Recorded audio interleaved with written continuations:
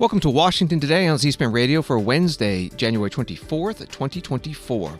United Auto Workers Union endorses Democratic President Joe Biden's reelection. The UAW President Shawn Fain calls the leading Republican candidate for president, former President Donald Trump, a scab and a billionaire who opposes everything the union stands for. We'll hear from President Biden and President Fain and talk about the endorsement with New York Times White House reporter Katie Rogers. Plus, from last night's presidential primary in New Hampshire, the victory speech from Donald Trump, and also from another Republican candidate, Nikki Haley, who came in second.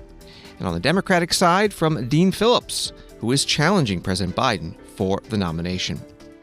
The week that was to have produced a U.S. border security agreement in the Senate to be paired with the president's request for aid to Ukraine, Israel, and Taiwan is half over, and no final agreement has been released. Republican Senator Rick Scott of Florida and Majority Leader Chuck Schumer, Democrat of New York, will give updates. Russia accuses Ukraine of intentionally shooting down a Russian military transport plane, killing all 74 people on board, including 65 Ukrainian prisoners of war who were heading for a prisoner exchange.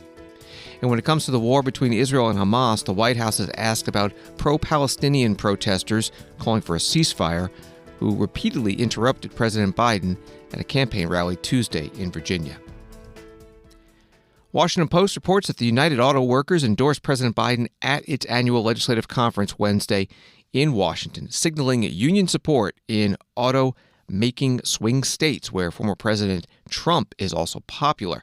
The endorsement is a political victory for the self-proclaimed most union president, who has gone to great lengths to appeal to union members, including auto workers. That was from the Washington Post. Here's the UAW President Shawn Fain. UAW family, today I'm proud to stand up here with your International Executive Board and announce that the UAW is endorsing Joe Biden for President of the United States.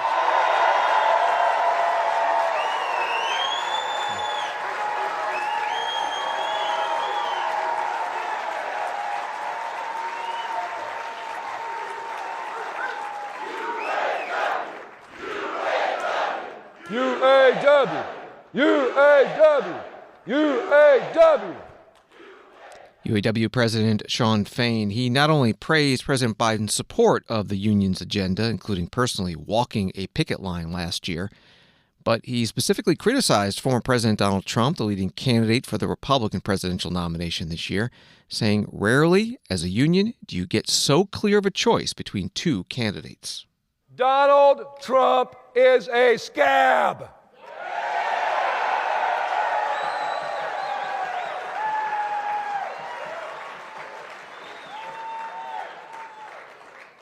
Donald Trump is a billionaire, and that's who he represents.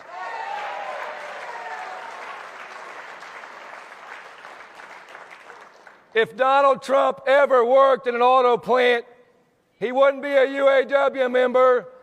He'd be a company man trying to squeeze the American worker.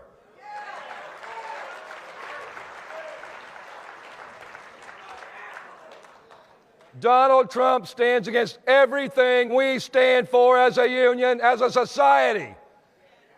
When you go back to our core issues, wages, retirement, health care, and our time, that's what this election's about.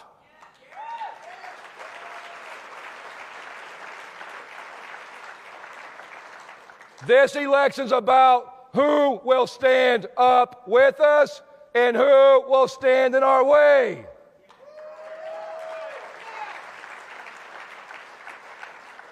Those are the questions that will win or lose this election and will decide our fate.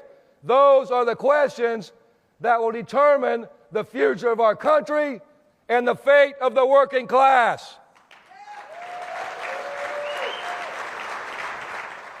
UAW President Shawn Fain. President Joe Biden, in his speech, accepted the union's endorsement. Look, I kept my commitment to be the most pro-union president ever. I'm proud you have my back. Let me just say I'm honored to have your back and you have mine. That's the deal. It comes down to seeing the world the same way. It's not complicated. You know, my dad, who never went to college, was the smartest, toughest, most gracious man I knew, who managed a car dealership for the bulk of my life, taught me a very important lesson. He'd say, Joey, this is God's truth. A job is about a lot more than a paycheck. It's about decency. It's about your dignity. It's about your place in the community. It's about being able to look your kid in the eye and say, honey, it's going to be okay, and mean it, and mean it. Folks, that's what the UAW is all about, and it's always been that way.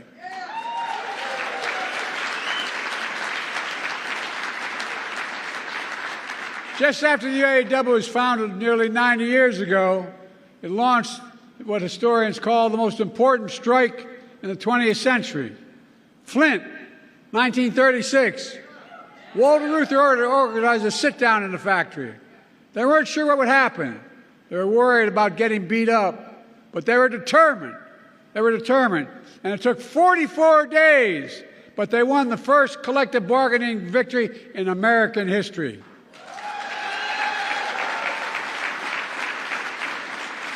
And the leadership of the UAW spread across the country. It led to the first substantial wage increase in a long time, the first cost of living allowance, the first employer-provided health care. Within 4 years, workers across the entire auto industry unionized, inspiring workers across other industries as well, giving life to new industries in the labor movement. I share that history with you because all of you made history again. I'm confident, and I mean this, 90 years from now, people are going to look back on the impact you had, you in this room. Just like them 90 years ago, you matter now. You lead. And I respect all of you here today who represent unions that always led, always lifted, and always inspired workers. Katie Rogers, New York Times White House correspondent, has been covering the UAW conference in Washington, where President Biden got the reelection endorsement today. She joins us now on the phone. Thanks for being with us. What does this mean for the president's campaign?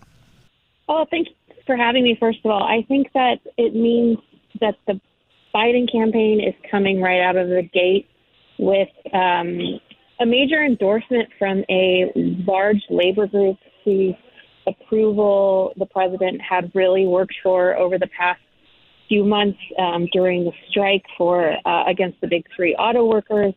He, of course, was the first sitting president in history to join a picket line with them last fall, and he has appeared with UAW workers in the months since then. So really, it's sort of a way to start a campaign year the day after the New Hampshire primary with a significant endorsement and also an endorsement to hold up against the former president as well.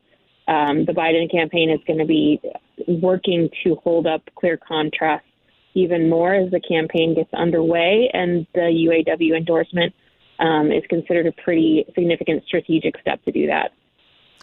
And specifically, what does the union bring in terms of money and organization and location, key states?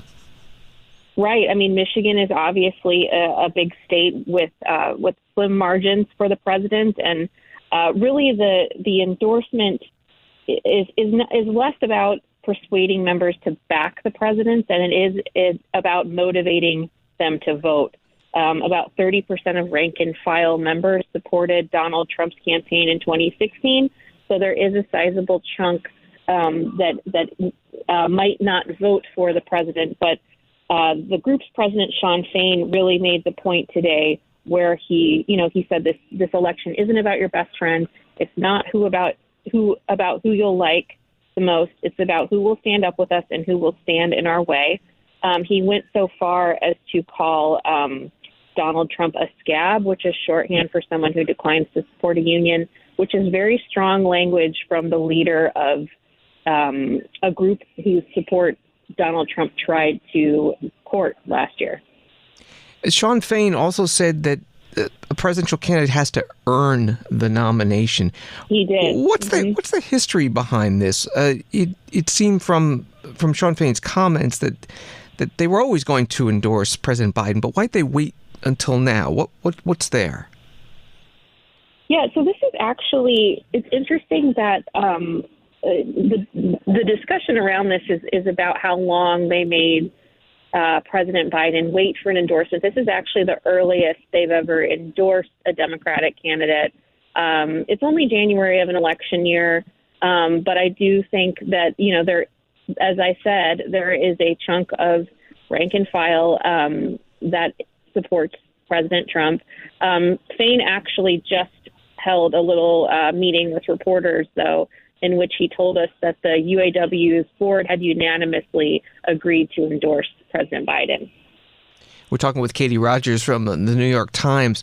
I got to ask you, what was it like in the hallway? You posted in the middle of it, "I like all the cussing in speeches at this conference so far." Oh, well, I'm just going to say I'm from the Midwest. A lot of people here are from the Midwest, and the energy is a little bit more gaudy than normal Washington, and I appreciate that sometimes. I'm going to say I'm from Indiana, and, sometimes it's good to have people use a little cussing, speak a little frankly. And finally, as you were hearing the speeches today, what are the top issues from the union and what President Biden mentioned? Yeah, the top issues for several people I spoke to today was dwindling or non-existent retirement benefits, living wages, and better access to health care. And so with those three issues that are very important and top line for many working class Americans, it's clear from the people I spoke to today and from Shawn Fain's remarks that they see the best chance to win some of those fights with Joe Biden.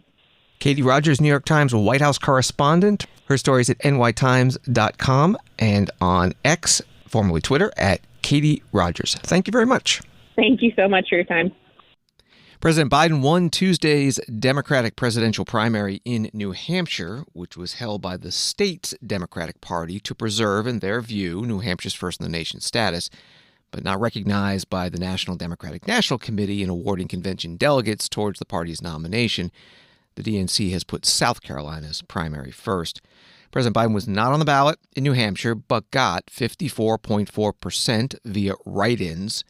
Congressman Dean Phillips of Minnesota received 19.5%, and author Marianne Williamson got 4.6%. Congressman Phillips told supporters in Manchester, New Hampshire Tuesday night that he is staying in the race. I know the exhausted majority of this country, center-right and center-left Americans, I know they'd much rather see a Nikki Haley, Dean Phillips matchup this November, and we're going to try to get that done. So, I did this because I know we can do better. I did this because I am sick of the dysfunction. I did this because I'm sick of the corruption. I did this because my father died in Vietnam fighting for our freedoms. 1 million other Americans gave their lives for us. It's the least we can do to take the risk and have the courage to enter a competition to change the future of this country. How would it be to vote for hope again, not fear? How about possibility again, not misery? And how about optimism again, not fear? We can do it, my friends.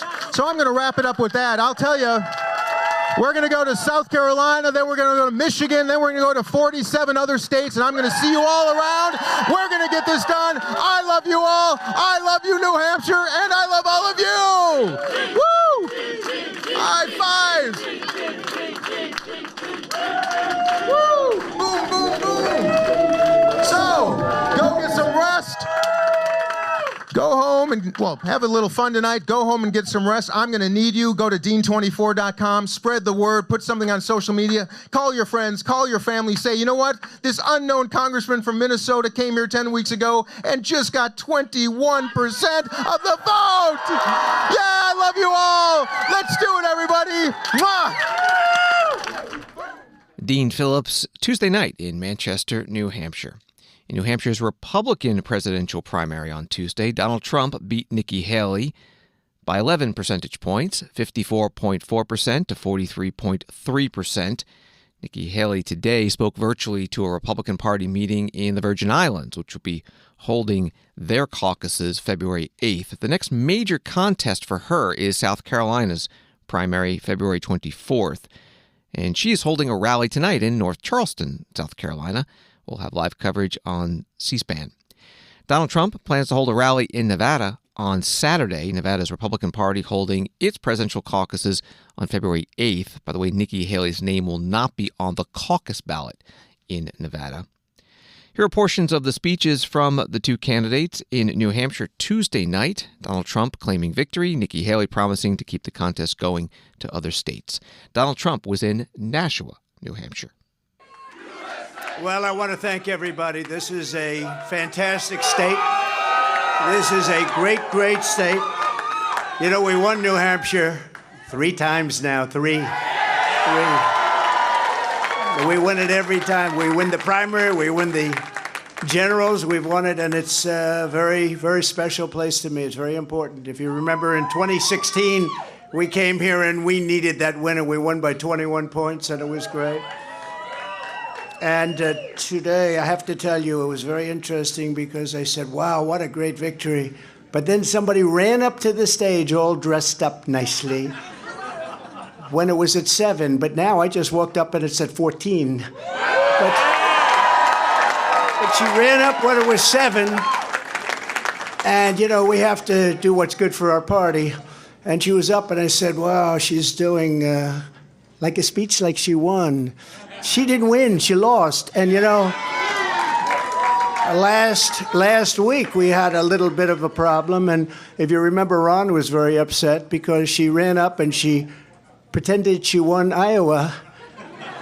And I looked around, I said, didn't she come in 3rd? Yeah, she came in 3rd.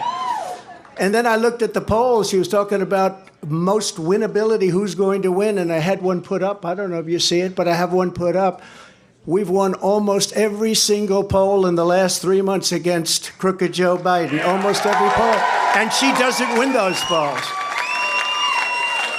And she doesn't win those. This is not your typical victory speech, but let's not have somebody take a victory when she had a very bad night.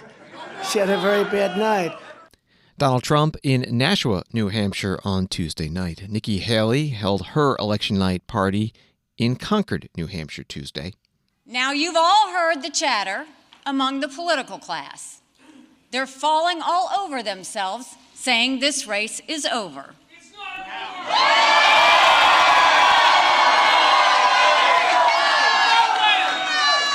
Well, I have news for all of them. New Hampshire is first in the nation. It is not the last in the nation.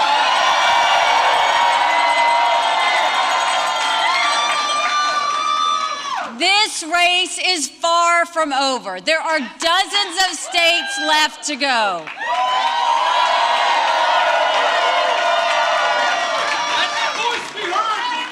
And the next one is my sweet state of South Carolina.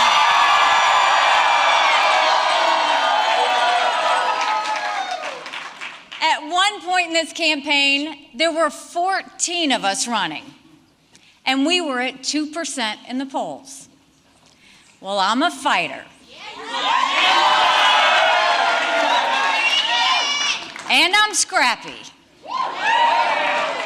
And now we're the last one standing next to Donald Trump.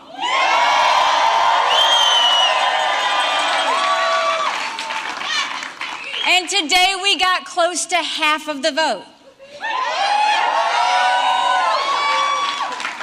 We still have a ways to go, but we keep moving up.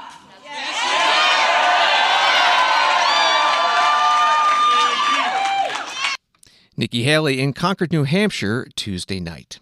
A story today from Associated Press. During a call with reporters on Wednesday, Mark Harris, chief strategist for the super PAC supporting Haley, said that the candidate has a path to the GOP nomination, regardless of Trump's 2 wins in the earliest states. Pointing toward Haley's native South Carolina, Harris said the first in the South state is where the battleground is going to be, noting that the open primary means that any Democrats who opt not to participate in their party's February 3rd primary can choose to support Haley in the February 24th vote. In terms of the vote in South Carolina, where Trump boasts many endorsements among elected leaders, Harris said he was more focused on the voters. That was from the Associated Press. Also in presidential election news, the campaign of independent candidate Robert F. Kennedy Jr. says he has gathered enough signatures from registered voters in New Hampshire to qualify for that state's ballot in the general election in November. RFK Jr. has also qualified for the general election ballot in Utah. On Wall Street today, the Dow down 99, NASDAQ up 55, S&P up 3. Story from the Washington Post, more than 21 million people have signed up for the health plans through the Affordable Care Act's health insurance marketplaces, the Biden administration announced Wednesday.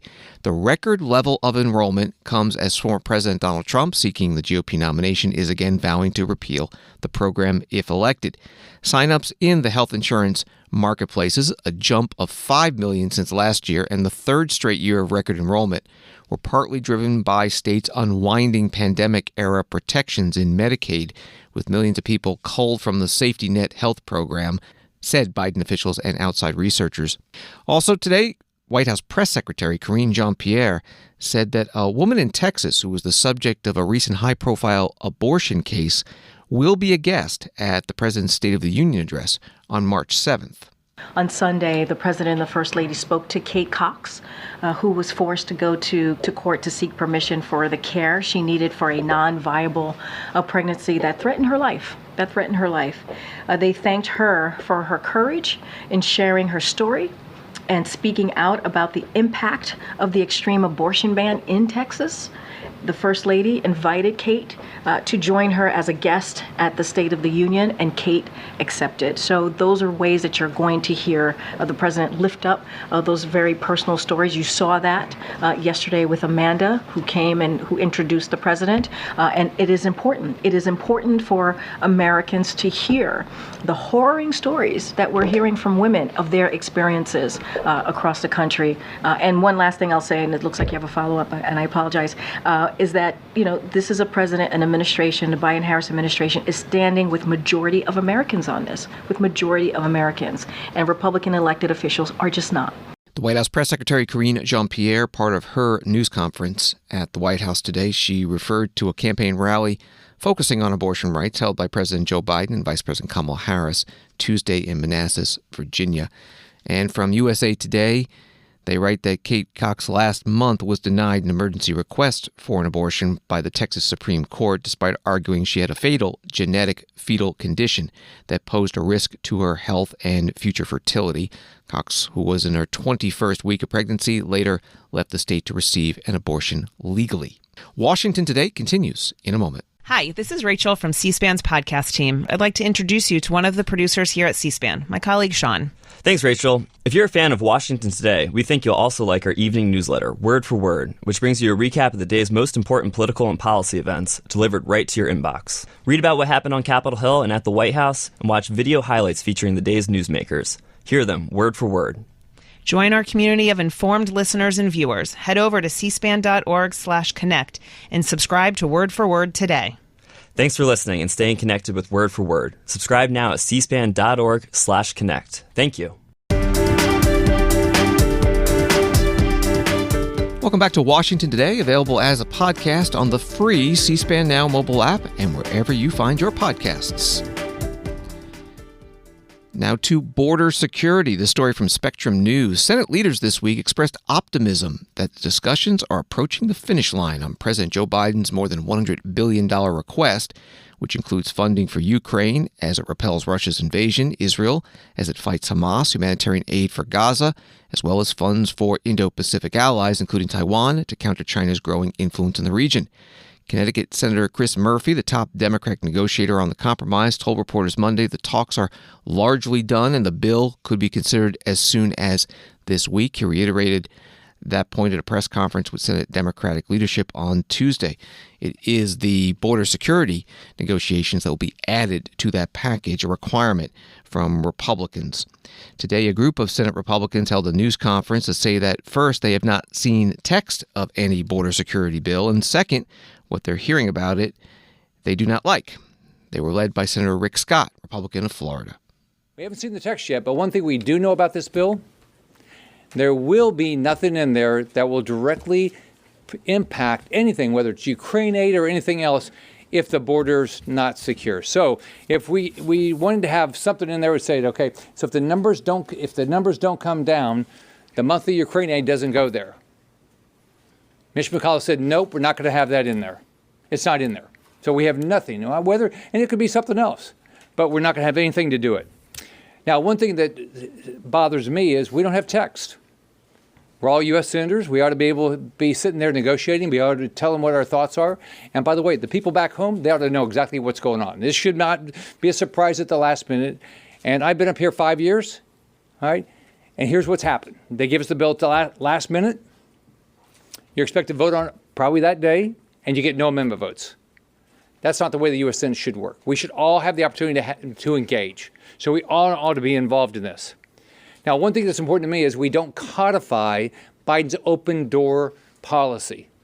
So they're talking about saying, oh, we're okay up to 5,000 people a day, 5,000 people a day. So let's just say 1%. So let's say 1% of them are murderers, are rapists, are terrorists, or some criminal every day. We're going to put those people on the streets that might impact our families. The other thing is we're hopefully going to have a new president. When we get a new Republican president, we should make sure we don't pass a bill that's going to impact their ability to secure the border.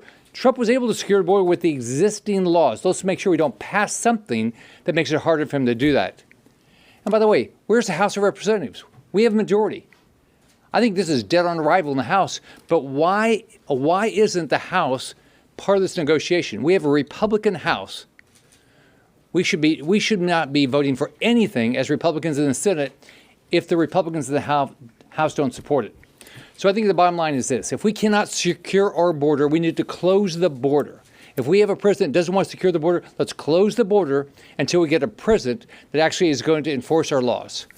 Senator Rick Scott, Republican from Florida, at a news conference on Capitol Hill with a half dozen other Senate Republicans with the same views. This morning on the Senate floor, Majority Leader Chuck Schumer said, as he has every day this week, that an agreement on U.S. border security and the president's aid request for Ukraine, Israel, and Taiwan is close to being finalized.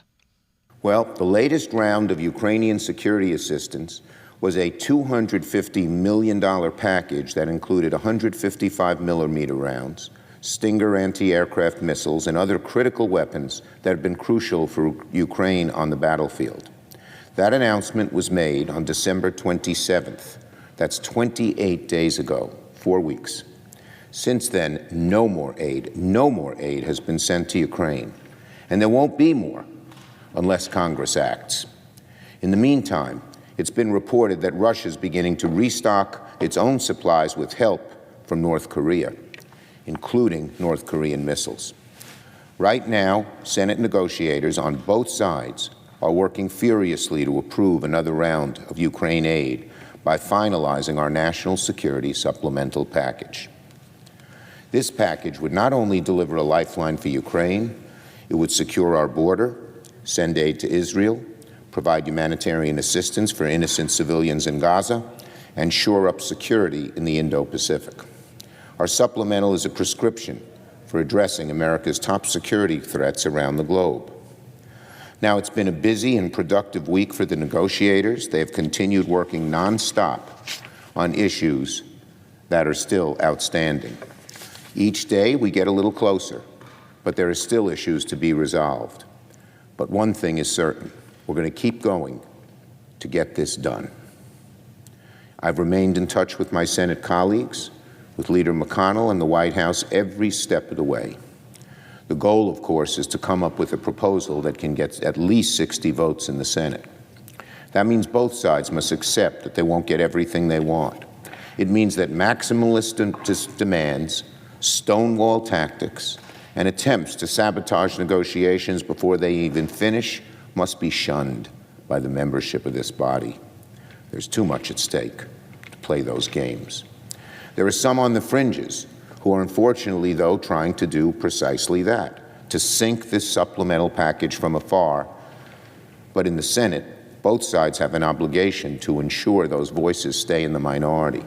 Many of the voices who are making suggestions that they don't like are not voting for this anyway. It's not going to be easy to get over the finish line, but Senate Democrats are going to stay the course until the job is done. President Biden, on numerous occasions, has stated he's willing to work with Republicans in a big way on immigration. And for over 2 months, Democrats have shown we are serious about reaching an agreement by remaining at the negotiating table. So we'll keep going, because senators don't need to be reminded of the consequences should we fail. Senate Majority Leader Chuck Schumer, Democrat from New York, on the Senate floor. The House Homeland Security Committee announced today that it will mark up articles of impeachment against Homeland Security Secretary Alejandro Mayorkas for high crimes and misdemeanors. It will be on January 30th. The chair of the committee, Mark Green, Republican from Tennessee, in a statement saying over the last year, the House Committee on Homeland Security conducted a comprehensive investigation into the causes, costs, and consequences of the unprecedented crisis at America's borders, holding 10 hearings, publishing 6 reports totaling roughly 400 pages, and conducting extensive interviews with chief patrol agents for the U.S. Border Patrol. Our thorough and fair investigation exposed Secretary Mayorkas' abuse of power and refusal to comply with the law.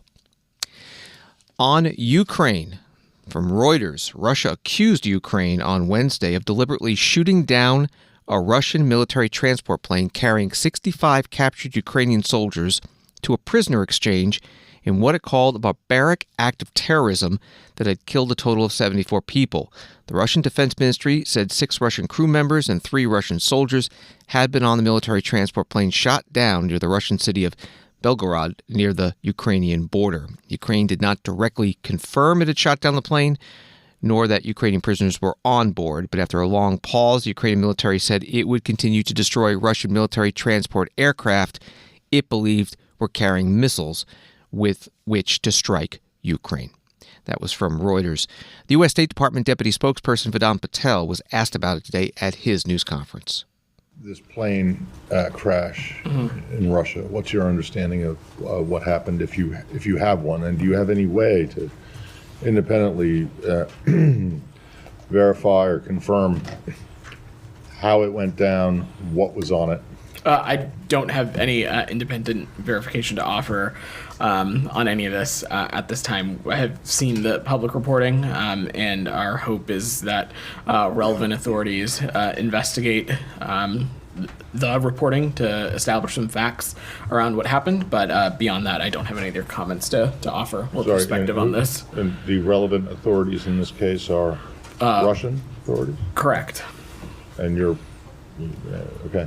So, and you'll accept what their verdict is? Because they seem to have already, I mean, the Russian authorities already have said what happened. Are you saying that you don't have any reason to doubt? No, that's not at all what I'm saying. I think what I would just say again, to take a step back, is that we don't have any independent verification to offer on the public reporting that's been out there, and would just encourage both Russian and Ukrainian authorities to undertake their own respective investigations and establish facts. But I don't have any other comment or perspective to offer at this time on this. Vedant Patel, U.S. State Department Deputy Spokesperson, at a news conference at the State Department in Washington.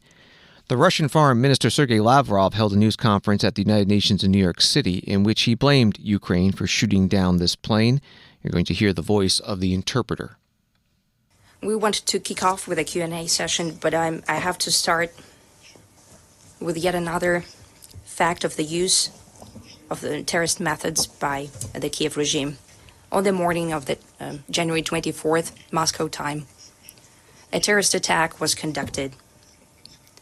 As a result, in the Belgorod region, a Russian transport aircraft Il-76 was downed. It was supposed to transport from the Moscow region to Belgorod of 65 military servicemen of the armed forces of Ukraine. They were accompanied by 3 Russian officers and the crew of 6 people. All of them died. The Ukrainian prisoners of war were transported to the Belgorod region in order to conduct yet another swap that was agreed between Moscow and Kiev. Instead of this, the Ukrainian side launched an air defense missile from the Kharkov region. It targeted the airplane and was a fatal strike. The interpreter for Russia's foreign minister, Sergei Lavrov, at the United Nations in New York City. He also called for an emergency meeting of the United Nations Security Council on this incident. New York Times article has this: the Russian Defense Ministry said in its statement that Ukraine's leadership was well aware that in accordance with established practice, Ukrainian servicemen were to be transported by military transport aircraft to Belgorod airfield today for exchange. According to an earlier agreement, the event was to take place in the afternoon at a checkpoint on the Russian-Ukraine border. The statement said Ukraine's military intelligence agency said an exchange was supposed to take place today, but did not.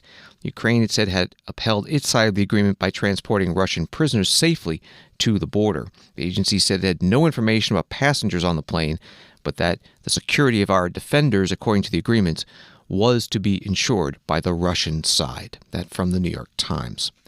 Now to the war in Gaza between Israel and Hamas. The White House spokesperson John Kirby today asked at the news conference at the White House about pro-Palestinian protesters who repeatedly interrupted President Biden's speech at a campaign rally Tuesday in Northern Virginia. One unfurled a Palestinian flag and shouted, "Genocide Joe, how many Palestinian children have to die?"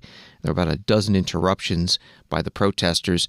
Israel's Prime Minister Benjamin Netanyahu vowed this week that Israel would not stop fighting until absolute victory was achieved.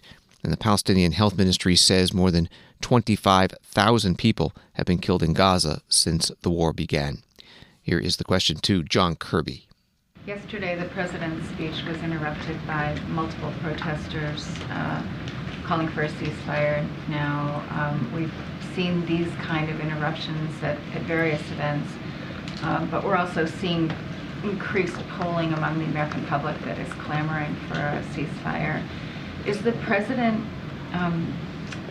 is his perspective on this changing at all, given the daily mounting casualty toll?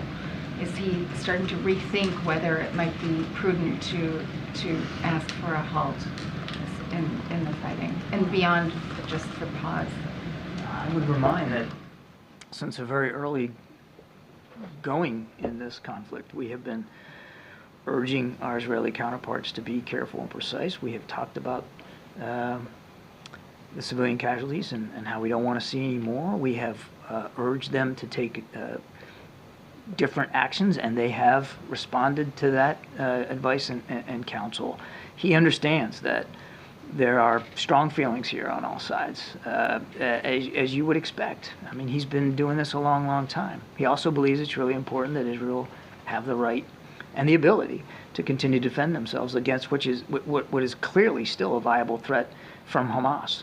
But that doesn't mean that we're going to stop, again, urging a stronger focus by our Israeli counterparts on minimizing civilian casualties and on getting aid in. And you talked about a pause. I would also remind that from the very beginning, or nearly the very beginning, this administration under President Biden's leadership has argued and tried to push for humanitarian pauses in the fighting so that hostages could get out and aid could get in, and we are still doing that. Brett McGurk is in the region as we speak. In fact, he's in Doha today, having discussions with our Qatari counterparts about the possibilities of another hostage deal. John Kirby, Strategic Communications Coordinator for the White House National Security Council, at today's White House briefing. Story from Reuters: Israeli tanks struck a huge UN compound sheltering displaced Palestinians on Wednesday, causing mass casualties, the United Nations said, as Israeli forces battled their way into crowded parts of Gaza without letting people out first. The attack, which the UN said hit a vocational training compound housing 30,000 displaced people in Khan Yunis, southern Gaza's main city, prompted rare outright condemnation from the United States of an apparent Israeli military action. That was from Reuters. And finally, this from the Evening Standard. The U.S. Embassy in London was forced to make a statement on Wednesday after an American scientist advised adding a pinch of salt to cups of tea. Michelle Frankel, professor of chemistry at Bryn Mawr College, a private Quaker institution in Pennsylvania, also encouraged drinkers to steep their tea quickly by dunking and squeezing the bags. Her ideas have sparked uproar in Britain, forcing the U.S. Embassy to distance itself from the research. In an official statement released on Twitter, today's media reports of an American professor's recipe for the perfect cup of tea has landed our special bond with the United Kingdom in hot water. Tea is an elixir of camaraderie, a sacred bond that unites our nations. We cannot stand idly by as such an outrageous proposal threatens the very foundation of our special relationship. Therefore, we want to assure the good people of the United Kingdom that the unthinkable notion of adding salt to Britain's national drink is not official U.S. policy and never will be.